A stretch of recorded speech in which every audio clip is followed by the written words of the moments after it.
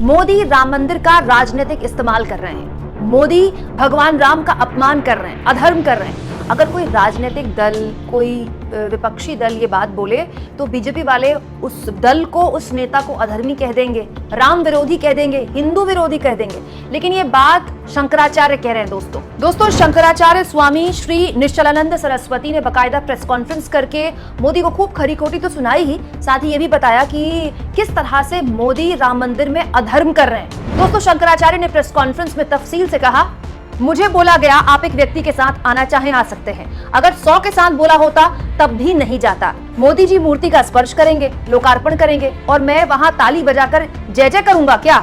मुझे सबसे बड़ा पद तो प्राप्त ही है, लेकिन थोड़ा आप विचार कीजिए, धर्माचार्य वहां क्या करेंगे? मोदी जी योग भी सिखाते हैं, धार्मिक क्षेत्र में भी हस्तक्षेप कर रहे हैं, वहां जाकर शंकराचार्य ताली बजाएंगे और वो हाथ जोड़ेंगे संतों की ओर, देखेंगे भी नहीं।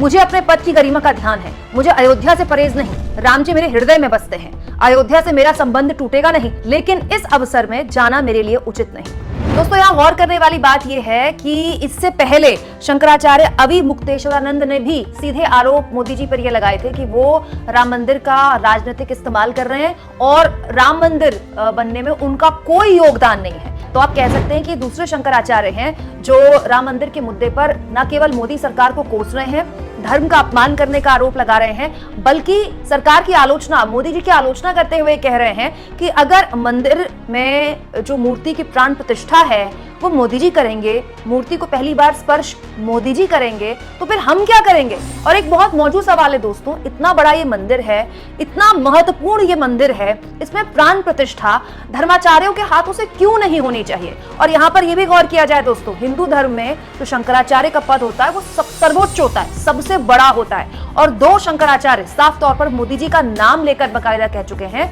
कि ये जिस तरह का आयोजन हो रहा है ये गलत है।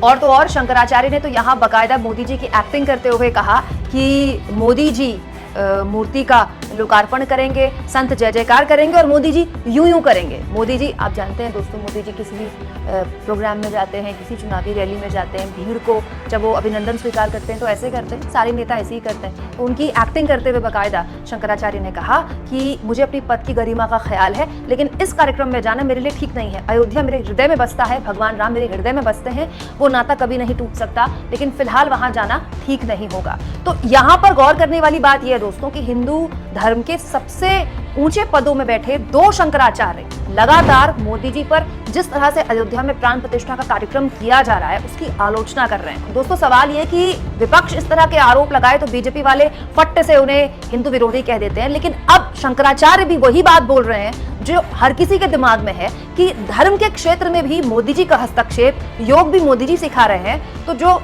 धर्म के क्षेत्र में जो पूजनीय लोग हैं, जो सर्वोच्च पदों पर बैठे हैं, वो क्या करेंगे? दोस्तों आप इस मुद्दे पर क्या सोचते हैं? कमेंट बॉक्स में जरूर लिखें और जितना हो सके चैनल को शेयर करें, सब्सक्राइब करें और थैंक्स और ज्वाइन, ये 2 ऑप्शन है जिसके जरिए अगर आप चाहें तो आर्थिक तौर पर भी चैनल की मदद कर सकते हैं।